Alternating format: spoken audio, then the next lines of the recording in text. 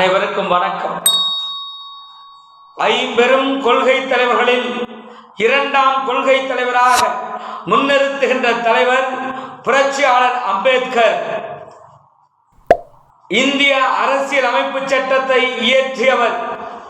சபிக்கப்பட்ட மக்கள் ரட்சிப்பதற்காக தன்னுடைய வாழ்நாளை அர்ப்பணிப்பு செய்தவர். காந்தியடிகள் தூங்குகின்ற இடத்திற்கு ஒரு பத்திரிகையாளர் செல்கிறார். காந்தியடிகள் அசந்து தூங்கி விடுகிறார்.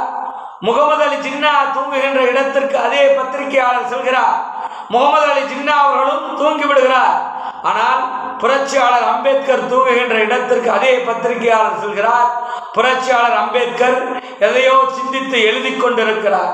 அந்த பத்திரிகையாளர் புரட்சியாளர் அம்பேத்கரிடம் கேட்கிறார், காந்தியடிகள் தூங்குகின்ற இடத்திற்கு சென்றோம், முகமது அலி ஜின்னா தூங்குகின்ற இடத்திற்கு சென்றோம், அவர்கள் எல்லாம் அசந்து தூங்கி விடுகிறார்கள், நீங்கள் மட்டும் இந்த நடுநிசையில் எதையோ சிந்தித்து எழுதி கொண்டிருக்கிறீர்களே என்று கேட்டார்.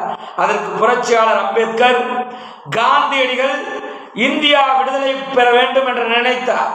முகமது அலி ஜின்னா அவர்கள் இந்தியாவிடமிருந்து பாகிஸ்தான் பிரியப்பட வேண்டும் என்று நினைத்தார். ஆனால் நான் சாதியின் பிடியிலிருந்து, மதத்தின் பிடியிலிருந்து, சம்பிரதாயங்கள் பிடியிலிருந்து மக்களை விடுதலைப்படுத்த வேண்டும் என்று நான் முனைந்து இயங்கிக் கொண்டிருக்கிறேன் என்று பத்திரிகையாளரிடம் முழங்கினார்.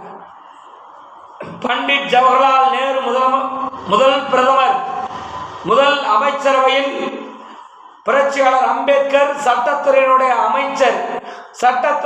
அமைச்சராக இருந்தபோது இந்த நான் எழுதி ஏற்றிய இந்த சட்டம் என்னுடைய மக்களுக்கு பயன்பெறவில்லை என்றால் இந்த சட்டத்தையும் எரிக்கின்ற போராட்டத்தையும் நான் முன்னெடுப்பேன் என்று முழங்கிய புரட்சியாளர் அம்பேத்கரை கொள்கை தலைவராக அண்ணன் தமிழக வெற்றிக் கழகத்தினுடைய தலைவர் அண்ணன் தளபதி அவர்கள் முன்னிறுத்துகிறார்.